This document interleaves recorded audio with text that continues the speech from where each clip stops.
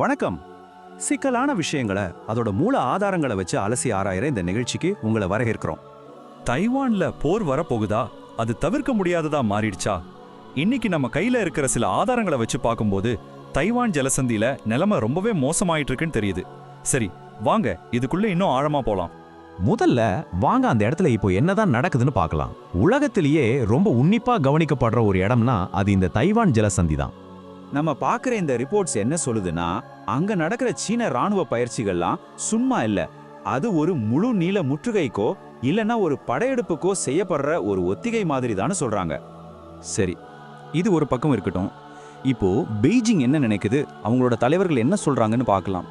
அப்போதான் இது எப்படி அடுத்த கட்டத்துக்கு போகுதுன்னு நமக்கு புரியும். சமீபத்தில் நடந்த புத்தாண்டு உரையில சீன அதிபர் ஷி ஜின்பிங் ஒரு விஷயத்த ரொம்ப ஆணித்தனமா சொல்லியிருக்காரு. தைவானை சீனா கூட இணைக்கிறது உறுதி, அதுல எந்த மாற்று கருத்தும் இல்லைன்னு சொல்லியிருக்காரு. இந்த ஒரு அறிக்கை நிலைமையை இன்னும் சூடு பிடிக்க வச்சிருக்கு. அவர் சொன்னது ஒரு பக்கம்னா, இன்னொரு பக்கம் அமெரிக்க உளவுத்துறை ஒரு ரிப்போர்ட் கொடுத்திருக்கு. அது என்ன சொல்லுதுன்னா, 2027க்குள்ள தைவான் மேல ஒரு முழு படையெடுப்புக்கு சீனா தயாராகிட்டு இருக்குன்னு சொல்லுது. பாத்தீங்களா ரெண்டும் எப்படி ஒத்து போகுதுன்னு. சோ இவ்ளோ பிரஷருக்கு நடுவுல தைவான் என்ன பண்ணுது? சும்மா கை கட்டிட்டு வேடிக்கை பார்க்குதா? இல்லவே இல்ல. அவங்க ஒரு பலமான பாதுகாப்பு வியூகத்தை வகுத்திருக்காங்க. அதை பத்தி தான் இப்ப பார்க்க போறோம். இந்த வியூகத்தோட ஒரு முக்கியமான பகுதி என்னன்னா, அமெரிக்கா கிட்டே இருந்து அதிநவீன ஆயுதங்களை வாங்குறது தான். அதாவது தங்களோட ராணுவத்தை பலப்படுத்திக்கிறாங்க. இங்க பாருங்க, இந்த ஆதரவோட அளவை சும்மா இல்ல, $11.1 பில்லியன். யோசிச்சு பாருங்க எவ்வளவு பெரிய தொகைன்னு. சமீபத்துல இந்த ஆயுத ஒப்பந்தத்துக்கு ஒப்புதல் கொடுத்திருக்காங்க.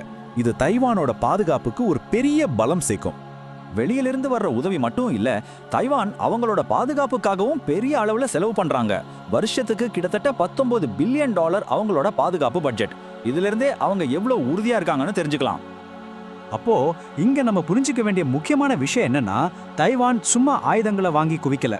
ஒருவேளை போர் வந்துட்டா வெளிநாட்டு உதவியை மட்டும் நம்பி இருக்க முடியாதுன்னு அவங்களுக்கு தேவையான ஆயுதங்களை அவங்களே தயாரிக்க ஆரம்பிச்சிட்டாங்க. இது ரொம்ப முக்கியமான ஒரு மூவ். இந்த டென்ஷன் எல்லாம் வெறும் பேப்பரோட நிக்கல, உண்மையிலேயே வானத்துல ஒரு பயங்கரமான சம்பவம் நடந்திருக்கு. அது இந்த நிலைமை எவ்வளோ சீரியஸா இருக்குன்னு நமக்கு முகத்துல அடிச்ச மாதிரி காட்டுது. சமீபத்துல ஒரு சம்பவம் நடந்திருக்கு. அதுல 2 தரப்போட முக்கியமான போர் விமானங்களும் ஒண்ணுக்கொன்னு ரொம்ப பக்கத்துல கிட்டத்தட்ட மோதிர நிலைமைக்கு வந்திருக்கு. அப்போதான் அந்த பரபரப்பான விஷயம் நடக்குது. தைவான் பைலட் சீன விமானத்தை நோக்கி தன்னோட ஏவுகணையை லாக் செஞ்சிருக்கார். அதாவது ஒரு பட்டன் தட்டினா ஏவுகணை நேரா போய் அந்த விமானத்தை தாக்கும். அந்த அளவுக்கு நிலபம் முத்தி போயிருக்கு. இந்த சம்பவத்தில் இருக்கிற அந்த ஹியூமன் டிராமா இருக்கே, அதுதான் இன்னும் சுவாரஸ்யம். இதுக்கப்புறம் அந்த 2 பைலட்ஸுக்கும் ஒருத்தருக்கு ஒருத்தர் ரொம்ப கோபமா பேசிக்கிட்ட ஒரு ஆடியோ ரெக்கார்டிங் சோஷியல் மீடியாவில் பயங்கரமா வைரல் ஆச்சு. இது வெறும் மிஷின்களுக்கு நடுவில் நடக்கிற சண்டை இல்ல, மனுஷங்களுக்கு நடுவில் நடக்கிறதுன்னு இது தெளிவா காட்டுது. சரி, இது வெறும் சீனாவுக்கும் தைவானுக்கும் நடுவில் இருக்கிற பிரச்சனை மட்டும் இல்ல, மற்ற பெரிய நாடுகளும் இதுக்குள்ள எப்படி வராங்கன்னு நம்ம கிட்ட இருக்கிற ஆதாரம் சொல்லுது. உதாரணத்துக்கு ஓய்வு பெற்ற இந்திய விமானப்படை அதிகாரி அனில் சோப்ரா என்ன சொல்றாருன்னா, ஒருவேளை சீனா தைவான் மேல படையெடுத்தா அது அவங்களுக்கு ஒரு கெட்ட கனவா தான் இருக்கும்னு சொல்றாரு. அதாவது அவங்க நினைக்கிற மாதிரி அது அவ்வளோ சுலபமா இருக்காது. இதுக்கு இன்னொரு காரணமும் இருக்கு. இந்தியா இப்போ தைவான் கூட தன்னோட உறவை ரொம்ப வலுப்படுத்திக்கிட்டு வருது. இது சீனாவுக்கு இன்னும் ஒரு தலைவலியா மாறி இருக்கு. ஏன்னா இது அந்த பகுதியில மொத்த அரசியல் கணக்கையும் மாத்துது.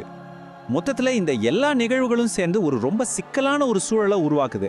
உலக வல்லரசுகளும் இதுக்குள்ள வரதால தைவான் ஜலசந்தியோட எதிர்காலம் என்ன ஆகும், எது உண்மையான திருப்புமுனையா இருக்கும், இந்த கேள்விக்கு இப்போதைக்கு பதில் இல்லை. ஆனா நிலைமை ரொம்பவே உன்னிப்பா கவனிக்க வேண்டிய ஒண்ணு.